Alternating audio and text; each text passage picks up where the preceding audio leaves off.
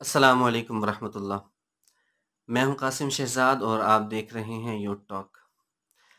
ناظرین، European parliament نے پاکستان کے بارے میں ایک قرارداد منظور کی، جس کا پاکستان کے مین سٹریم میڈیا پہ پرائم ٹائم میں کافی چرچا رہا، اور اسی طرح آج پاکستان کے سوشل میڈیا پہ بھی کافی ڈسکس ہو رہی ہے وہ قرارداد۔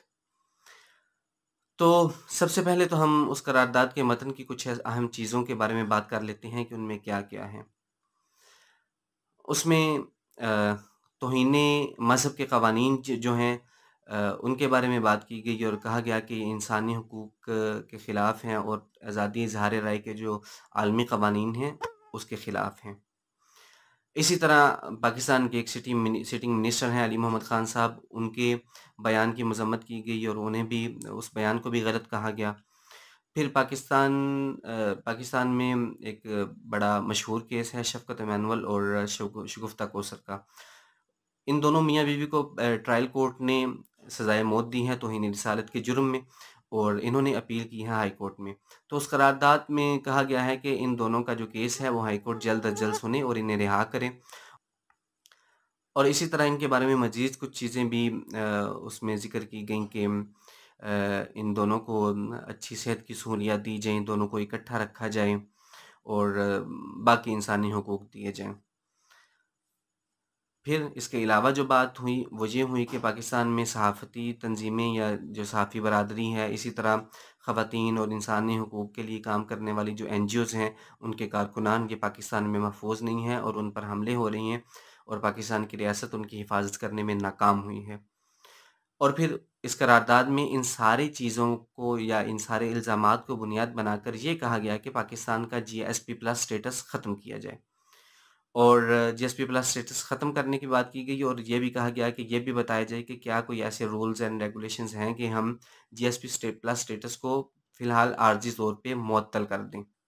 تو جی ایس پی پلس سٹیٹس کیا ہوتا ہے یہ جانتے ہیں کہ جی ایس پی پلس سٹیٹس یہ ہوتا ہے کہ ترقی پذیر ممالک کو یورپی منڈیوں میں ان کی مصنوعات جو ہوتی ہیں وہاں پہ ٹیکس فری رسائی دی جاتی ہے۔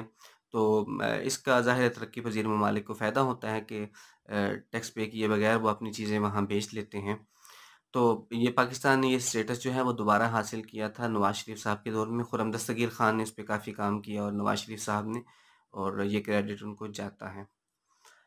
اب ان ساری چیزوں کے لے کے پاکستان میں جو ڈسکشن ہو رہی ہے اس کا جو سارا مرکز ہے وہ یہ ہے کہ تحریک لبیک پاکستان، جس پہ ابھی پابندی لگانے کی باتیں ہو رہی ہیں اور ان پروسیس ہے، اس پہ ڈالا جا رہا ہے، اور باقی مذہبی قوتوں پہ۔ بلکہ یہاں تک کچھ چیزیں دیکھی گئی کہ یہ کچھ تحریریں دیکھی گئیں کہ ان میں کہا گیا کہ تحریک لبیک کو وہاں پارلیمنٹ میں ان کی ویڈیوز دکھائی گئیں، اور یہ کہا گیا کہ وہاں کے جو مسلمان ہیں وہ اپنی پولیس کو مار رہے ہیں کیونکہ وہ پولیس کو فرانس کا ایجنٹ کہتے ہیں اور غدار کہتے ہیں، اس لیے مار رہے ہیں۔ تو ایسی چیزیں ٹی ایل پی کے بارے میں وہاں فرانس کے پارلیمنٹ میں ڈسکس ہوتی رہیں۔ اب اتنی یہ مضحکہ خیز بات ہے کہ اگر اس ساری ڈسکشن کا حصہ یہ ساری چیزیں رہیں، تحریک لبیک کا دھرنا یا تحریک لبیک، تو اس قرارداد میں تحریک لبیک کا ذکر کیوں نہیں؟ اس قرارداد میں تو ذکر ہے علی محمد خان صاحب کا، اس قرارداد میں تو ذکر ہے صحافیوں پہ ہونے والے حملے کا۔ ابھی کچھ دن پہلے اب سارا عالم صاحب پہ حملہ ہوا، حامد میر صاحب پہ بھی حملہ ہوا، مطیع اللہ جان صاحب اغوا ہوئے، اسی طرح اور بھی لوگ اغوا ہوئے۔ تو ذکر تو ان چیزوں کا ہے، تو ڈالا ٹی ایل پی پہ جا رہا ہے، اور ایک مفروضہ جو ہے اسے قائم کر کے اور پھیلایا جا رہا ہے، اور بغیر کسی تحقیق کے لوگ بھی شیئر کر رہے ہیں، جو کہ ایک سراسر جھوٹی اور غیر اخلاقی بات ہے۔ اب اصل میں جو میرا مطمع نظر ہے وہ یہ ہے کہ یہ سب کچھ تو ہو رہا ہے، انہوں نے جو کیا یا جو ہمارا ریئیکشن آیا وہ تو ہو گیا، ہم نے ڈسکس بھی کر لیا۔ میں اس لیے حاضر ہوا ہوں کہ ہم اس پہ بات کر لیں کہ ہونا کیا چاہیے تھا۔ دیکھیں، بات یہ ہے کہ پورے مغرب میں آپ بات کر لیں، سارے یورپ کی، امریکہ، کینیڈا، تقریباً سارے مغرب میں ہومو سیکشول جو میرج ہے وہ قانونی طور پہ درست قرار دے دی گئی ہے اور اجازت ہے، یعنی عورت کی عورت کے ساتھ شادی اور مرد کی مرد کے ساتھ شادی۔ اسی طرح اور بہت سے قوانین وہاں بنتے ہیں جو ہماری سمجھ میں نہیں آتے، لیکن وہاں بنا دیے جاتے ہیں اور ان پہ عمل ہوتا ہے، لوگ کرتے ہیں سب کچھ۔ تو وہ کیوں بنتے ہیں؟ وہ اس لیے بنتے ہیں کیونکہ وہاں کے لوگوں کا مزاج ہے، وہاں کے لوگ اس کی ڈیمانڈ کرتے ہیں، وہاں کے لوگ چاہتے ہیں کہ ایسا ہو۔ اور قوانین بنانے سے پہلے وہاں ریفرینڈم بھی کرایا جاتا ہے، یہاں تک کہ پچھلے دنوں حجاب کے بارے میں کسی ملک میں ریفرینڈم کرایا گیا، غالباً ہالینڈ میں، اور اکثریت نے یہ کہا کہ نہیں ہونا چاہیے، تو انہوں نے کہا ٹھیک ہے نہیں ہونا چاہیے، حجاب پہ پابندی لگا دی گئی۔ تو وہ اپنی عوام کی امنگوں کے مطابق فیصلہ کرتے ہیں، لیکن پاکستان میں صورتحال جو ہے وہ بالکل اس کے برعکس ہے، اور ہم اس غلامی کو اس قدر قبول کر چکے ہیں کہ پاکستان کا سوشل میڈیا آج صرف اس چیز کو ڈسکس کر رہا ہے کہ ہائے لٹ گئے، برباد ہو گئے، مر گئے، مولویوں نے مروا دیا ہمیں، ہم تو بھوکے مر جائیں گے، روزگار نہیں رہے گا۔ کیوں؟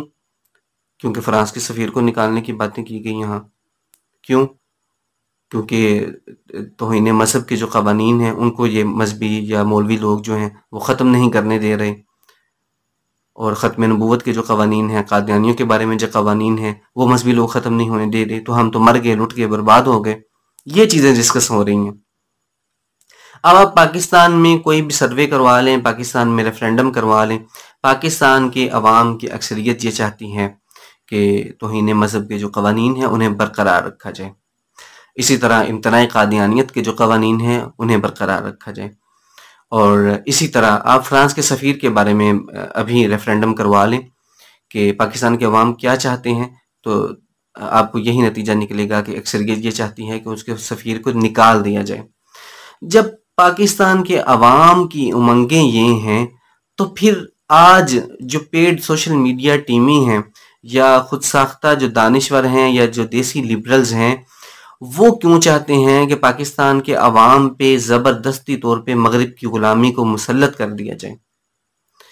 آپ یہ بتائیں کہ کسی بھی مہذب ملک کی عدالت کو اگر کسی دوسرے ملک کی یا خطے کے پارلیمنٹ یعنی یورپین پارلیمنٹ اگر ڈکٹیٹ کرے کہ آپ فلاں کیس فلاں دن سنیں، یا جلدی کیوں نہیں سن رہے، یا اس کیس کے بارے میں یہ فیصلہ کیوں نہیں دے رہے، تو کوئی بھی مہذب ملک جو ہے وہ یہ بات برداشت نہیں کر سکتا۔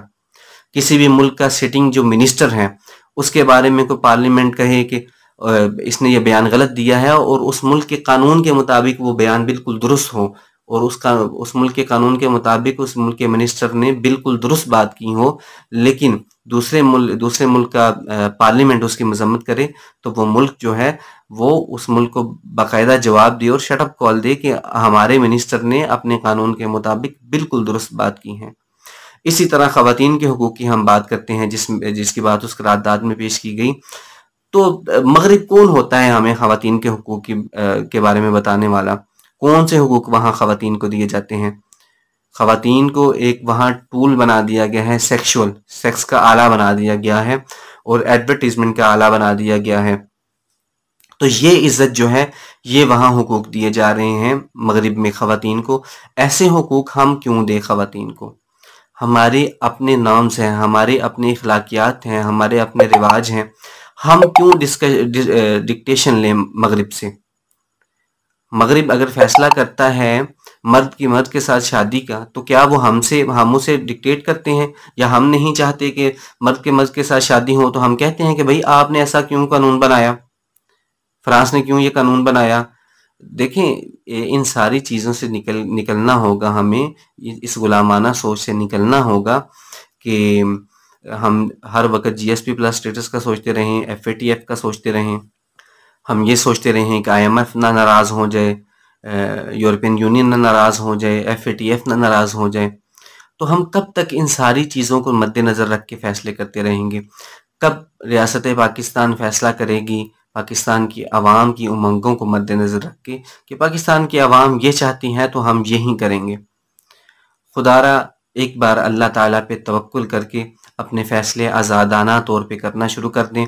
انشاءاللہ دیکھیے گا کہ اللہ تعالیٰ کتنا اس ملک پر اپنی رحمت نازل فرماتا ہے، اور کتنی اللہ تعالیٰ کی برکتیں ہوتی ہیں۔ ایاک نعبد و ایاک نستعین جو ہے وہ اللہ تعالیٰ نے فقط تقاریر سے پہلے پڑھنے کے لیے نہیں نازل فرمائی، بلکہ ایاک نعبد و ایاک نستعین کا ایک مطلب ہے کہ ہم اللہ تعالیٰ کی ہی عبادت کرتے ہیں اور اسی سے ہی مدد مانگتے ہیں۔ تو خدا را بس اسے تقاریر کے لیے استعمال کرنے کے بجائے اس پہ عملی طور پہ عمل کیجئے، اور اس پہ عمل کر کے دیکھیے کہ اللہ تعالیٰ کتنی برکتیں دیتا ہے۔ تو اللہ تعالیٰ سے دعا ہے کہ اللہ تعالیٰ پاکستان کی حفاظت فرمائے، ریاست پاکستان کی، عوام پاکستان کی، پاکستان کی نظریاتی اور جغرافیائی حدود کی اللہ تعالیٰ حفاظت فرمانے کی ہمیں توفیق دے، پاکستان کو مغرب کی غلامی سے بچائے، پاکستان کے جو بڑے ہیں، چاہے وہ سیکیورٹی اسٹیبلشمنٹ ہے، چاہے پاکستان کی حکومت ہے، جو بھی بڑے ہیں، انہیں اللہ تعالیٰ ہمت دے، توفیق دے کہ وہ پاکستان کے عوام کی امنگوں کے مطابق فیصلہ کریں، نہ کہ جو انٹرنیشنل اسٹیبلشمنٹ ہے یا جو انٹرنیشنلی کوئی ایجنڈا ہوتا ہے اسے مد نظر رکھ کے فیصلے کریں۔ خیر، اس حوالے سے ہم مزید گفتگو بھی کرتے رہیں گے، تب تک کے لیے اجازت دیجیے۔ اللہ حافظ و ناصر۔ السلام علیکم ورحمۃ اللہ۔